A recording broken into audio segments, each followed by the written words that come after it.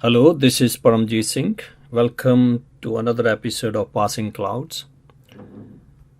Imagine the duration of about 100 milliseconds. That's about 1/10 of a second. And I suspect by the time you have comprehended this statement that time has passed. That's about the length of time it takes for the brain to start figuring out the gender or the color of someone. Add to this equation biases, personal tendencies, social rules, learning, cultural conditioning, and it becomes a whole different game of decision making. Why it is relevant, you might be wondering. It is relevant because some of the important decisions are often subconsciously triggered and then consciously rationalized, which means that we make decisions and then try to retrofit through certain procedure. And this kind of mechanism could have a serious implications at an organizational level, which is trying to build trust, hiring someone, firing someone. It can have a huge implication in perception of competence or incompetence while scouting for the best talent, law enforcement, social rules, policy building, and access to resources. Since most of the decision making happens within the split second, it is relevant for us to uncover some of these biases which can corrupt our decision making process.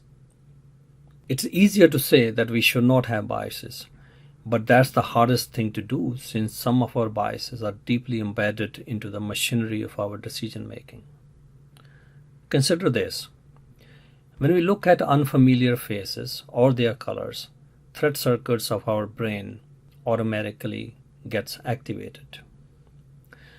This would be useful if we are in a lonely place staring at a hungry tiger. These threat-related triggers would empower us in fighting the enemy or make a run for life. However, this becomes a liability and has a different impact when we are just interacting with someone who looks different, acts different, and behaves different. When others don't fit into our mental schema of anything familiar, we are more likely to act prematurely and maybe in a worse way. Unfamiliar is stressful and generates fear, and these states heavily impact the way we choose to decide and act.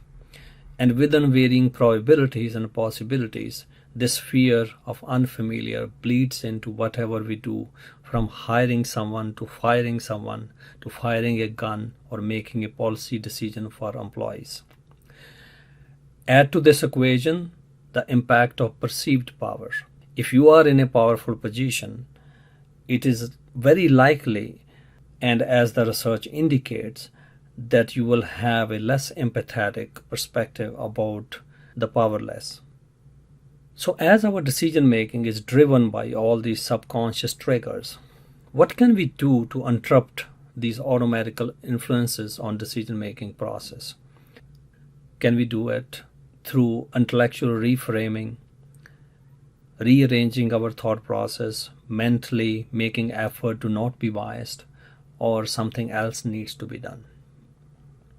Now, this is relevant to think this way because some of the biases can be mitigated through intellectual interventions, especially biases which are related to learned behaviors. Unfortunately, other biases which stem from deeper issues such as implicit bias is not very responsive to intellectual interventions. However, they can be responsive to awareness-based, also called metacognitive or meta-intellectual strategies such as mindfulness. And the mindfulness often offers a way of working through decision-making process through the steps of attending, acknowledging, or allowing, and not reacting. And this can afford us a powerful mechanism to shift our relationship to these deeper biases before they hijack our decision-making process. Studies indicate that practice of mindfulness meditation tends to tamp down self-positivity bias, a bias which somehow allows us to think of us as better than others. So when that self-positivity bias is reduced to some extent, we start to consider others as equal, and that can has a huge implication the way we interact with others and the way we look at others and behave with them and construct policies in relation to them.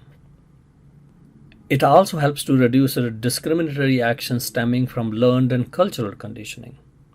Since mindfulness is all about attending and acknowledging and not relating to the experience in a way we have done before, these systematic efforts can dismantle some of these deep set biases infect our decision making process. And mindfulness also can reduce the bias and fear generated automatic response. It could have a positive impact on the way law enforcement agencies interact with individuals of colors and racialized minorities. For example, it has been shown in research that when primed with images of black faces, white individuals tend to mistake harmless objects such as camera or cell phone as a weapon. In one of the studies related to mindfulness meditation, it was suggested that individuals made more effort while identifying weapon in comparison to the group where no such intervention was offered. That could make a big difference if a law enforcement agent is trying to respond to a threat, and if he or she can identify whether that threat is perceived or misperceived, that could be a matter of life and death. Mindfulness practice also has been indicated to encourage moral reasoning and ethical decision making. It purports that some of the moral failures and ethical failures stem from lack of awareness. And because mindfulness encourages non-judgmental self-awareness over the period of time, it can bleed into moral and ethical reasoning. And this could help leaders build diverse and equitable organizations. Beyond bottom line, diverse organizations are a lot more robust, resilient, and innovative.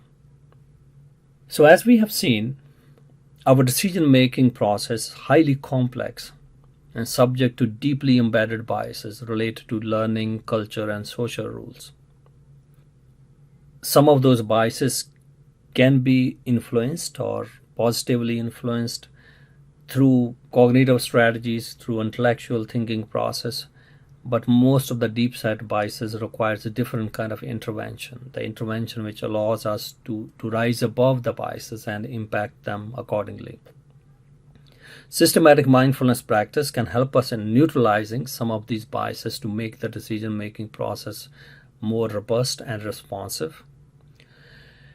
If you're interested in learning basic nuts and bolts of mindfulness practice, check out our website, paramjitsingh.com, or visit some of the previous podcasts we have done in this relation.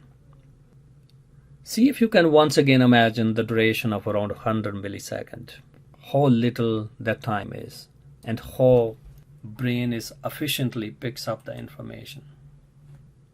It doesn't take for us to make decision, but that decision can have a far-reaching consequences at a personal, professional, social, and moral level.